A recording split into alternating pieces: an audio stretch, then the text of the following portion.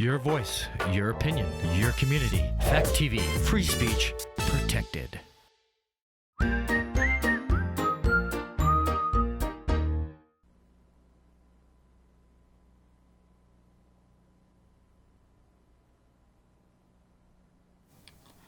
Is this an age-appropriate movie for little kids? Absolutely. Doesn't it have references to things for adults? Yes, but you need to Isn't Casper a dead child? Sure, but it's okay because... All this and more on Gory Storytime. Warning. Gory Storytime is a horror movie review show by a son and his dad who thought that letting his 5-year-old watch scary movies was acceptable. If you are offended by horror or talk about blood and gore by a child, or if you don't want horror movies from the 60s through today spoiled, then there is a remote stuck in your couch cushion next to potato chip crumbs. Use it. And of course, parental discretion is advised. Why? You didn't use any. Shut up and start the show.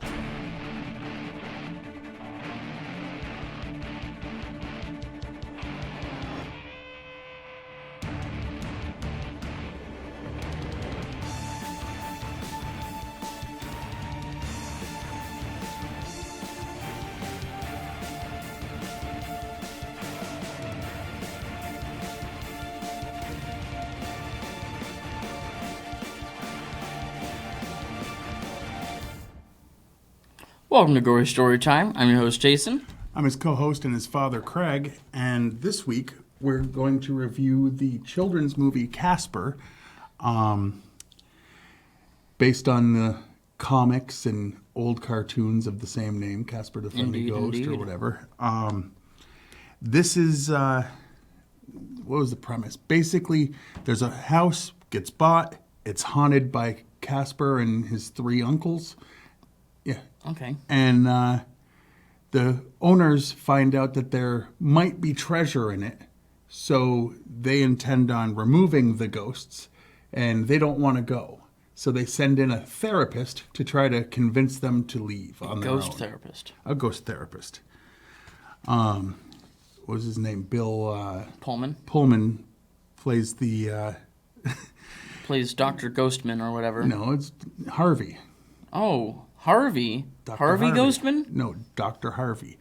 And his daughter is played by Christina Ricci, and they meet the ghosts, and hilarity ensues. That's basically Or the premise. horror, depending on whether or not you're scared of ghosts. I mean, yeah. Anyway, that's about the premise as far as I can think. Yeah, you're Is there right. anything The else? premise is that there's a house with ghosts in it, and we follow one of the ghosts. No, that's not what I said. We actually follow the people that come in to try to get the ghosts to leave. And one of the ghosts. I mean, they're mainly side characters. It's mostly about him and his one isn't. daughter. I mean, sure. Anywho, instead of arguing about what it is, why don't we show you the trailer and then you can decide for yourself.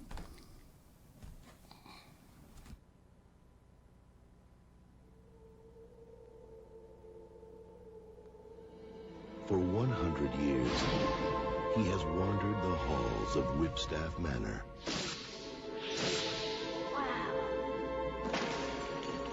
Waiting for someone. There's a girl on my bed. Yes. Hi. Casper. Can you go invisible? That one's easy. Now, life at Whipstaff Manor Can I keep you? will never be the same. Cool. Ghosts can't hurt you. Don't come near me, you spiteful spook.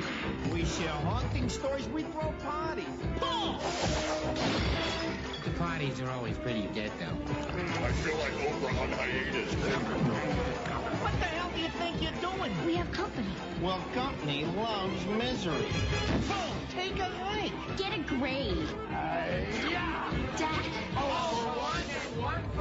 Catch your pants before they fall. You guys are disgusting, obnoxious creeps. Thank you. Universal Pictures and Amblin Entertainment Are we scary or what? invite you on a wild, wondrous ride Hurry up, come on. to the other side.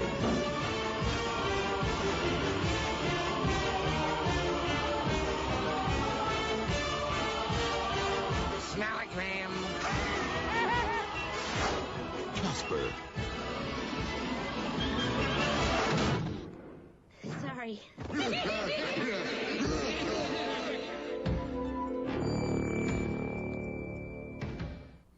Well, all right. So according to that, you can own Casper on DVD. I do. And it came with two. It was a 25th anniversary, Yeah, which was the original version. It wasn't like an extended version. I don't want people thinking that we're reviewing something with extra scenes. It did come with 2 bonus movies. Yeah, a prequel and a sequel. Yep. And then some of the old animation cartoons, the theatrical cartoons. Yeah. Now that we've set people up to think that we're reviewing movies because we love scary movies and Halloween movies and the like, now it's time for me to shoot that theory full of holes and let them know that that's not why we're here. You want to know the truth? Yes. What's the truth? The truth You is can't that... handle the truth. Oh. Give it a shot. I don't know. Maybe not. Maybe I can't handle the truth. Maybe you're right. Maybe they can't handle the truth. The truth is, we're here to make money. And how do we do that? By pimping ourselves and promoting actual things that really exist. You can actually purchase. That's what I was going to say. And how do we do that? Well, we tell them, we put it out there in the ether, hey, we're going to need commercial sponsors. And every week we get 2, exactly 2. And it's never the same ones as before. Because we did such a good job that they never needed advertising again. Yes, that's what it is. This week, the reason we're getting a Brinks truck full of money backed up to our house is Gory Storytime is brought to you by Boo Hoo Ghost Repellent. Are you haunted by a specter, ghost, spirit, or lost soul? Try Boo Hoo Ghost Repellent. The only ghost repellent safe for children, unless, of course, they are dead children, in which case, Boo Hoo Ghost Repellent is what you need to get that little sucker out. Pure plant-based ingredients. We only use pure essential oils in our formula, including lemongrass, cedar, arsenic, and citronella, for the true cruelty-free protection. Again, unless you're a ghost, then you might find it cruel. Boo Hoo Ghost Repellent, because life is for the living. Well, is it? And by That's What I Call Necromantic, the album of love ballads for the dead. There are hundreds and even thousands of love songs for the living, but what about those who found a partner after they're gone? That's What I Call Necromantic is perfect for that pure kind of love, with hits like I Want It That Grave. I Want In That Grave. I Want In That Grave. When You Are 604. Never Gonna Dig You Up, and the classic When a Man Loves a Zombie. So order today and receive your copy of That's What I Call Necromantic today. Never gonna dig you up. Anyway. All right. Now, back to the actual show that we use as the an actual excuse. show that's a real thing. Okay. All right. We're going to get into what Jason likes to call the meat and beef of the show, and that's because apparently he's low carb. You wouldn't know it from all the candy he was just eating, but listen. Candy? Okay. I'll go first. Sure. This is the first feature film to have a fully computer-generated visual effects character in a leading role. The town of Friendship, Maine, is the name of a real village in mid-coast Maine near Camden and Rockport where scenes from the movie were filmed. Yeah. In the mirror, Dr. James Harvey was going to transform into Steven Spielberg. Spielberg filmed the cameo, but it was cut for pacing reasons. Spielberg was relieved, feeling he was a terrible actor. Well, that's too bad. Remember that scene where the faces changed? Yeah. Yeah. James and Kat Harvey are named after Harvey Comics, the longtime publisher of Casper the Friendly Ghost, among others. During filming, Bill Pullman and Christina Ricci had to talk to tennis balls in place of the ghosts, while the ghosts were added on later. You mean they didn't just hire real ghosts? Canceled. You can't make a movie about. You need to hire dead actors. Anyway,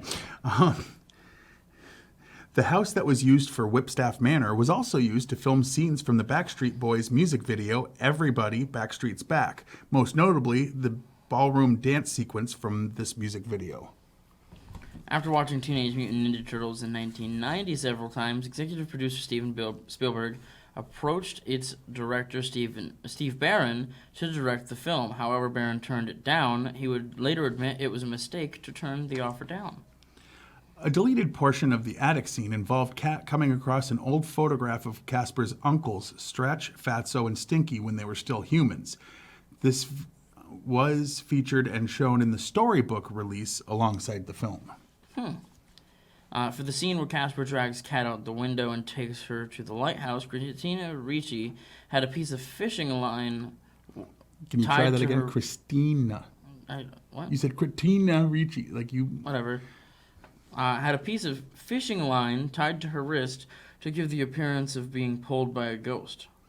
A musical scene titled Lucky Enough to Be a Ghost was scripted and filmed, where the three ghosts sang about their mental problems during a session with Dr. James Harvey.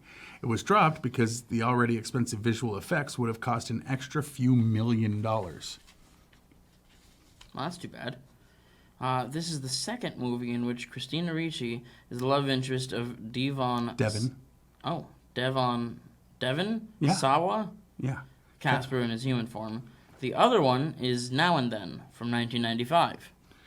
The breakfast scene was the first scene animated, which is why Casper and the ghostly trio appear more solid compared to the rest of the movie.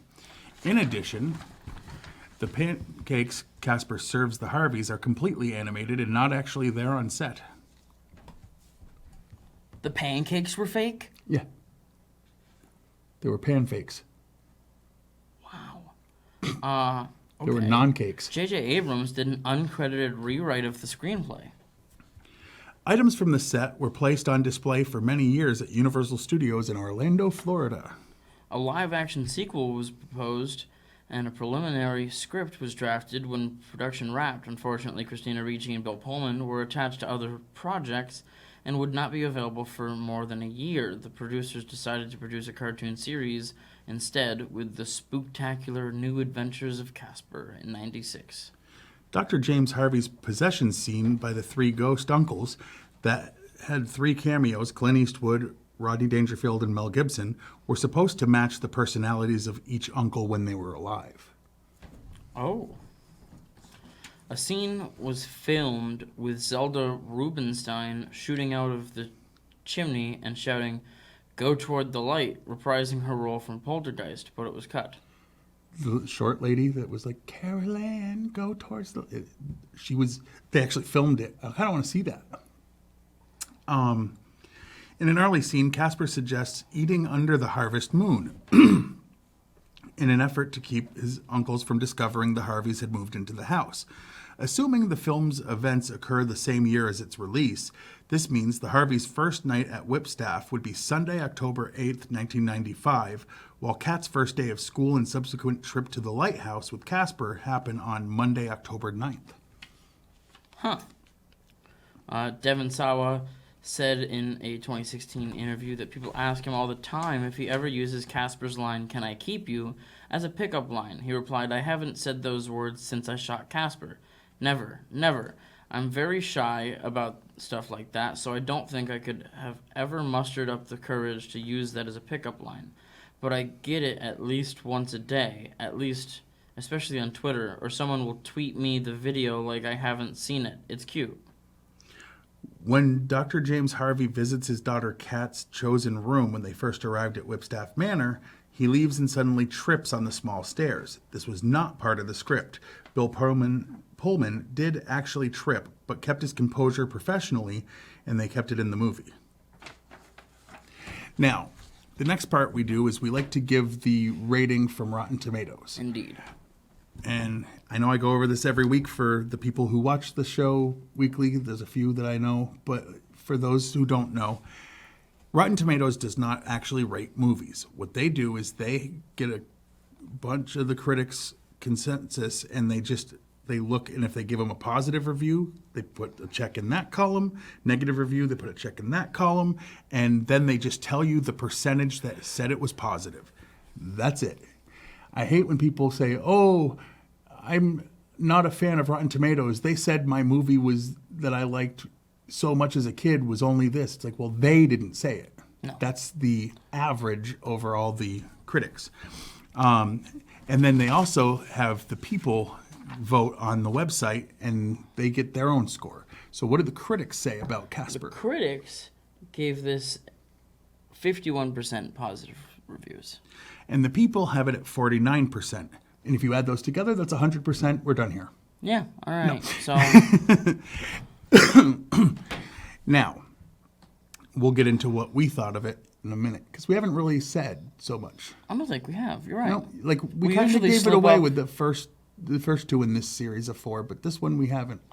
So let's try to like surprise people with, did we like it? Did we hate it? Actually, if I hated it, It would have been more vocal already. Right. Your hatred for it. Yeah. Like when you hate a movie, you're like, yeah, so let's tell them how we felt about this piece of garbage. And it's like, well, hold up. Let it get more than 10 episodes. Let it get more than 10 seconds into the episode, right? Yeah, basically. So that's a little hint, I guess. What would you say your least favorite scene was? Probably when, I don't remember her name, the bad woman. Okay.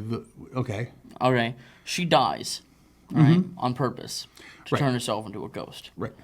And, like, I thought... Under the impression she could do something to undo that. Right. To get the treasure, whatever, yeah. So, Casper and his 3 uncles, I thought looked very good as ghosts. I liked the way that they looked. Okay. I did not like when they started making real people's faces. Right.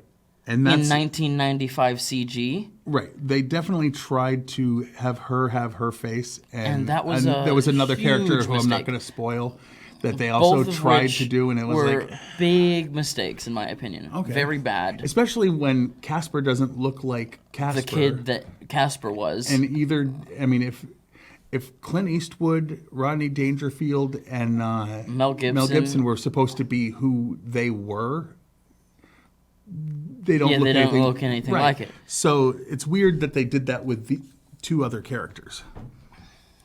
Yeah, it was odd. I didn't like that part. Nowadays they could probably do it a lot better, but but why do it with just those characters and not the others? It really doesn't make sense. Right. All right. My least favorite part probably had to be just, I know they tried to have something for Kat to be dealing with, but I just hated the blonde girl, who I liked when she was someone that was on Home Improvement. Yeah, she played Jennifer on that and dated Brad for 7 episodes, it said. Yep. And I liked her on that. That show? There was an episode of that where she was kind of a jerk too, but... A criminal? I was going to... Wow. No, not that. What the heck? Whatever you thought it wasn't anything that I couldn't say. I was just like trying to be nice. Okay. So our favorite then. Yeah, what was your favorite scene? All right. So I liked it a lot when we saw the movie, and I like it more now that we're doing the episode. Okay. Which was the possession scene of the 3 uncles in Pullman and turning into the faces in the mirror. I thought was amazing. I thought it was pretty dang cool. And at the time, I was preemptively disgusted with humanity for putting that in the trailer, which I hadn't seen yet. But I was worried that it was in the trailer, and it wasn't in the trailer. And I like it more now, knowing that that wasn't just done for the trailer. We know that in many trailers, and we complain about it a lot, they give away too much. And that felt like a treat for the people who went in and saw it or bought it and saw it. I totally get that, and I agree. At the time when you're like, I hope that's not in the trailer, I was like, me too. Because we don't watch the trailers before we watch the movies, because we don't want that to actually influence us if we hadn't seen the movie yet. Right, or ruin something. Well, except sometimes we see a trailer and it gets us excited. Like, there's an action movie coming out this Christmas that we're not going to be reviewing because it's an action movie, but wow. But there's a horror movie coming out this Christmas too. The Mean Very One. similar. We'll have to probably do that. Yeah, and Blood and Honey. That's not a Christmas movie, so That's it's weird that you bring it up. But my favorite thing, boy, I mean, I think the whole dance scene where she sees Casper in As a human kid. form, and you just see the look in her eyes like, oh, you were cute. But here's the thing. That's also a disturbing part because it reminds everyone watching, oh yeah, Casper's a child that died. And he tells the story of his death, and it's not pleasant. No, it's actually like tear-jerking. He's like, did he like freeze to death or something? Or like he died like alone? Like Yeah, he did. I don't It remember was exactly what awful. it was, but it was horrible. like, and you're going, huh? Oh yeah. In order to have a kid ghost, you need a kid to die, and that's kind of bad. Yeah, very sad. I mean, right? But that scene, like, you know, spoiler, but like as they're dancing, he starts to lift her off the ground and they float. And nobody freaks out at that. I mean, everybody stops and stares. Right. But then when he turns back into the ghost at 10 o'clock, like they made a reference to Cinderella at midnight. And he's like, hey, Cinderella got midnight. He's like, yeah, well, you're 8. 12. Or whatever. Too young was the theory. But, like, they didn't scream when people levitated off the floor. But then when they see a ghost, they're like, ah! And it's like, well, wait a And then minute. everybody runs out. Anyway. Very nice. And there was some good cameos. Some that were cut out, as we heard. You know, Dan Aykroyd was pretty cool. Some that weren't, that we also discussed. Yep. That's what I said. But, all right. If you want to repeat me. I said word that we cut already, out. that we already learned, and I pointed at the sheet of facts, and then you're like, some that we've already discussed. I'm like, that's what I was saying. Well, you know, gotta pad the runtime. Oy.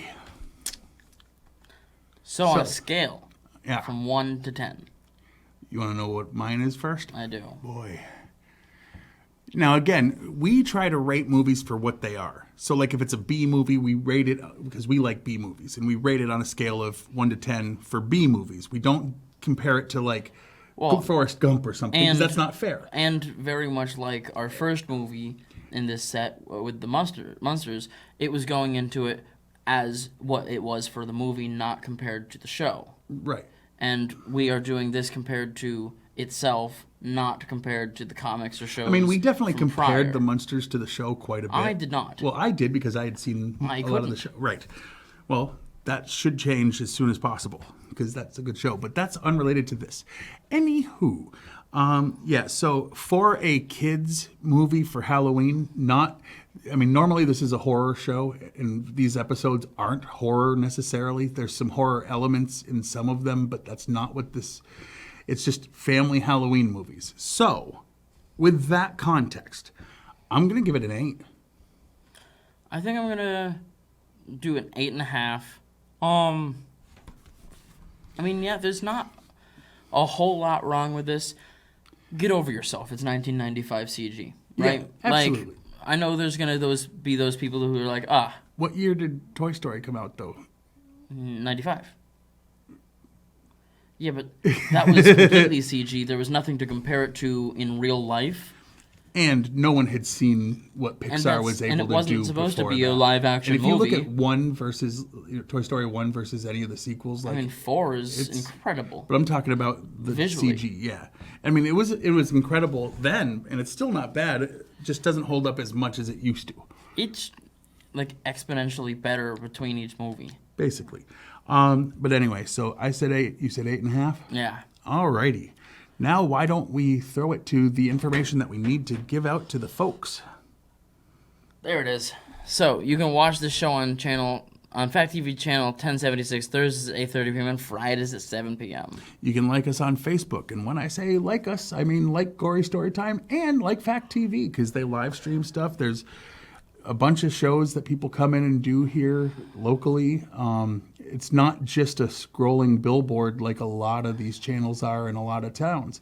Like Brattleboro is a bigger town, and when I was a kid growing up, most of the time all that was on it was just like that boring pictures, ads, whatever, with like generic music in the background. You know, there's actually a lot of people locally that come in and do stuff. I'm not saying they don't do it in other ones now, but like when I was growing up, it was devoid of entertainment. Yeah. You can. Did you just do the Facebook? Yeah. You did.